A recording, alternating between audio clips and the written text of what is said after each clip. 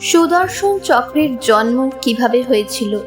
মহাবিশ্ব সৃষ্টির আদি লগ্নে যখন ব্রহ্মাণ্ড সবেমাত্র রূপ নিচ্ছে, তখন থেকেই অশুভ শক্তির আধিপত্য ছিল। অসুররাজ জলন্ধর ছিল সেই সময়ের সবচেয়ে শক্তিশালী অসুর। সে শিবের অংশ থেকে জন্ম নিয়েছিল বলে তার শক্তি ছিল অসীম। শিবের সাথে তার এক অদ্ভুত আধ্যাত্মিক যোগসূত্র ছিল, যার ফলে দেবতাদের পরাজয় ছিল নিশ্চিত। জলন্ধরের দাপটে স্বর্গ, মর্ত ও পাতাল কাঁপছিল। দেবতারা দিশেহারা হয়ে পড়লেন। তারা বুঝতে পারলেন এই অসুরকে পরাস্ত করা সাধারণ দেবতাদের সাধ্যের বাইরে। এমনকি স্বয়ং বিষ্ণুও যখন জলন্ধরের বিরুদ্ধে অস্ত্র ধারণ করলেন, তখন দেখলেন জলন্ধরের শক্তির উৎস হল তার পত্নী বৃন্দার সতীত্ব। বৃন্দার অটল ভক্তি ও সতীত্বের শক্তির সামনে বিষ্ণুর অস্ত্রও দুর্বল হয়ে পড়ছিল। অবশেষে ভগবান বিষ্ণু শিবের শরণাপন্ন হলেন। তিনি বুঝলেন মহাবিশ্বের ভারসাম্য রক্ষার জন্য এমন একটি অস্ত্রের প্রয়োজন, যা কেবল ধ্বংস করবে না, বরং অধর্মের মূল উৎপাটন করবে। সেই অস্ত্রটি হতে হবে জগতের সমস্ত শক্তির কেন্দ্রবিন্দু। ভগবান বিষ্ণু যখন কৈলাসে পৌঁছালেন, দেখলেন মহাদেব ধ্যানে মগ্ন। বিষ্ণু জানতেন এই বিশ্বব্রহ্মাণ্ডের সকল সংহার ও সৃষ্টির শক্তি শিবের ভেতরেই নিহিত। বিষ্ণু মহাদেবের সামনে স্থির হয়ে দাঁড়ালেন এবং মনে মনে প্রার্থনা করলেন। তিনি চাইলেন এমন এক অস্ত্র যা দিয়ে অশুভের বিনাশ করা সম্ভব। পুরাণ অনুযায়ী ভগবান শিব যখন তার ধ্যানে বিশ্বব্রহ্মাণ্ডের অসংযত শক্তিকে একত্রিত করলেন, তখন সেই শক্তির ঘর্ষণে এক তীব্র আগুনের গোলার সৃষ্টি হলো। সেই আগুন সাধারণ অগ্নি নয়, তা ছিল মহাকালের তেজ। ভগবান শিব তার বাম হাতের তর্জনীতে সেই তেজকে ধারণ করলেন। সেই তেজ ধীরে ধীরে একটি গোলাকার রূপ ধারণ করল, যার চারধারে ছিল তীক্ষ্ণ ও ধারালো দাঁত। সেটি ঘূর্ণায়মান হয়ে একটি অশুভ শক্তির বিনাশক রূপে আত্মপ্রকাশ করল। এই অস্ত্রটির নাম দেওয়া হলো সুদর্শন, যার অর্থ হলো যা দর্শন করা বা দেখা শুভ। এটি কেবল বস্তু ছিল না, এটি ছিল আলোর গতিতে চলা এক দিব্য আজ্ঞা। শিবের কাছে এই অস্ত্র পাওয়ার পর বিষ্ণু এক অনন্য পরীক্ষায় উত্তীর্ণ হলেন। শিব বললেন, হে বিষ্ণু, এই অস্ত্র ধারণ করার জন্য অসীম ধৈর্য এবং হৃদয়ের স্বচ্ছতা প্রয়োজন। যে এই অস্ত্র ধারণ করবে তার ক্রোধ বা অহংকার থাকা চলবে না।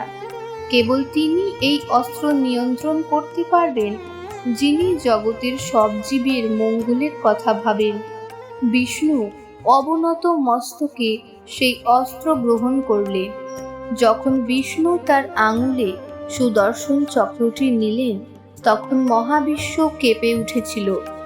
কারণ বিষ্ণুর পালনকর্তার সত্তা এবং শিবের সংহারক শক্তির সংমিশ্রণ ঘটেছিল সেই চক্রে। সুদর্শন চক্রটি ছিল বিষ্ণুর ইচ্ছা শক্তির বহিঃপ্রকাশ। বিষ্ণু যখনই মনে মনে চিন্তা করতেন, চক্রটি তখনই শত্রুর দিকে ধেয়ে যেত এবং কাজ শেষ করে আবার তার তর্জনীতে ফিরে আসত। সুদর্শন চক্রের মাধ্যমে বিষ্ণু অশুভদের বিনাশ করলেন। জলন্ধরের মতো শক্তিশালী অসুরও এই চক্রের সামনে টিকে থাকতে পারল না। কিন্তু ভগবান বিষ্ণু সবসময় চক্র ব্যবহারের পর শিবের প্রতি কৃতজ্ঞতা জানাতেন। তিনি জানতেন ভগবান শিবের ত্যাগ ছাড়া এই অস্ত্র সৃষ্টি করা অসম্ভব ছিল।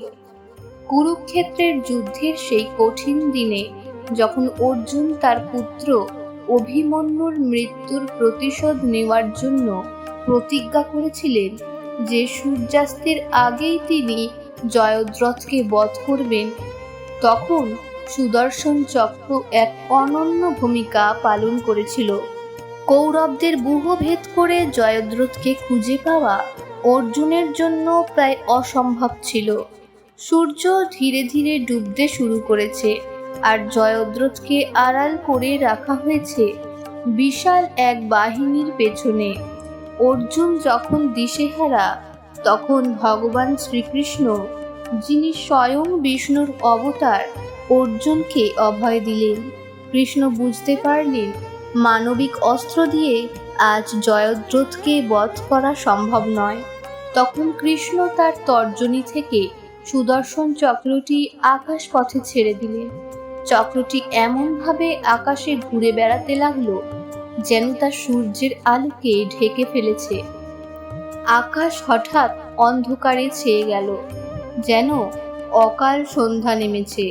কৌরব বাহিনী মনে করল সূর্য ডুবে গেছে, আর অর্জুন তার প্রতিজ্ঞা পালনে ব্যর্থ হয়ে আত্মহুতি দিতে যাচ্ছে।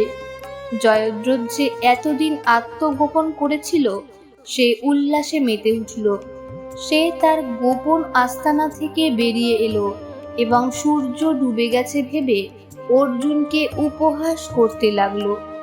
ঠিক সেই মুহূর্তেই কৃষ্ণ সুদর্শন চক্রটিকে সরিয়ে নিলেন। সূর্যের প্রখর তেজ আবার পৃথিবীতে আছড়ে পড়ল। জয়দ্রথ বুঝতে পারল এটা কোনো সাধারণ সন্ধ্যা নয়, বরং শ্রীকৃষ্ণের মায়াজাল। জয়দ্রথ স্তব্ধ হয়ে গেল। তার চোখের সামনে তখন অর্জুনের গান্ডীব ধনুক থেকে নিক্ষিপ্ত বাণ। সুদর্শন চক্রটি কেবল একটি অস্ত্র হিসেবেই নয়, বরং শ্রীকৃষ্ণের মায়া বা কৌশল হিসেবেও কাজ করল। জয়দ্রথ বুঝতে পারল যে সুদর্শন চক্রের সামনে, ঈশ্বরের লীলার সামনে মানুষের অহংকার কত তুচ্ছ। মুহূর্তের মধ্যে অর্জুনের বাণে জয়দ্রথের মস্তক বিচ্ছিন্ন হলো।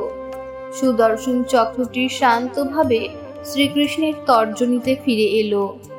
সেদিন প্রমাণ হয়েছিল, যেখানে ভক্তের প্রতিজ্ঞা রক্ষা করতে সাধারণ অস্ত্র ব্যর্থ হয়, সেখানে সুদর্শন চক্র হয়ে ভগবানের লীলার নিশ্চিত জয় নিয়ে আসে। আরও এমন পৌরাণিক কাহিনী জানতে চ্যানেলটি সাবস্ক্রাইব করে সঙ্গে থাকুন।